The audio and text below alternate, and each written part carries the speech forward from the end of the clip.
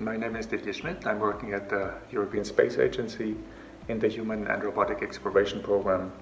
I'm in particular in charge of preparing the content of this program for regular decision makings at the ESA Council at ministerial level. You can easily imagine that exploration needs life support systems, especially of course the human aspect of this program, and obviously the activities of MELiSSA will be of utmost importance for the future of our program. If you're interested in the challenge of sustaining life in deep space and be part of this endeavor, I can only say, well, join this conference, it is for you. The MELiSSA activities are addressing all aspects of life support systems. They're ranging from air, water, food, and obviously waste. It addresses the biological aspects, but also the top engineering issues. In addition, it is also of interest for communication and educational aspects for the inspirational side of the activity.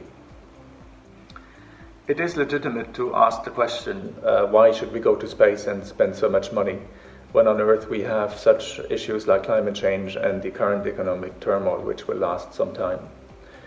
But what is interesting is that in space and space exploration, human space exploration, we have limited resources. And this is what we have forgotten here on Earth. Therefore, the link between daily life and space exploration is for me very obvious. Therefore, the challenges that we have in human presence in outer space are obviously a driver for improving life here on Earth. And this is what the MELiSSA program demonstrates. You may say that this conference is not for you because you're not a space expert and it's too high tech, but actually it's the opposite that we're looking for. We want to open up, we want to have new blood, so please join the club, we need you. The three destinations of our program are the International Space Station, Moon and Mars, both for robotic and human presence. Up to recently, most of the budget was consumed by the International Space Station utilization. But from this year onwards, nearly 50% of the budget is now dedicated to Moon activities and 1/3 for Mars. So you can say that definitely we're getting out of the cradle into deep space. Well, I think I would take a big breath and think that the air I'm breathing is still from Earth.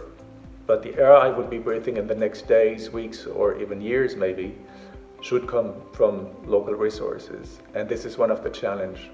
It's not just to export what we have here on Earth into space exploration.